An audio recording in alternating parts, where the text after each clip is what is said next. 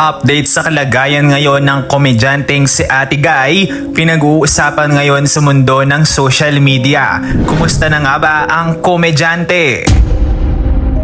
Para sa kabuuang ulat, alamin natin ang buong detalye.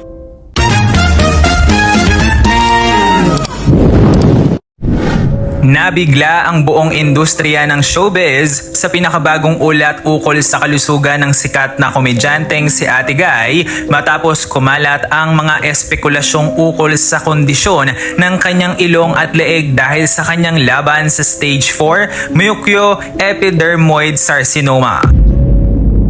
Isang pamilya ng pambihira at agresibong cancer. Taliwas sa inaasahan ng marami, hindi sumasailalim sa anumang operasyon o pagtistis si Ate Guy upang tanggalin ang mga naturang bukol.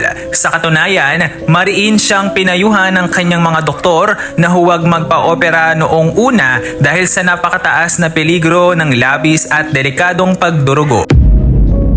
Ngunit ang tunay na nakatutulig at kamanghamanghang katotohanan, opisyal nang naglaho at wala nang natitirang bukol sa kanyang ilong at leeg.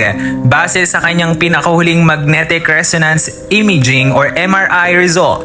Sa halip na dumaan sa kutsilyo, dinaan sa 35 sessions ng masinsinang radiation therapy, 5 cycle ng chemotherapy at kasulukuyang immunotherapy ang kanyang sakit sa tulong ng mga medikal na donor at tapat na mga kaibigan sa industriya tulad ni Heart Evangelista.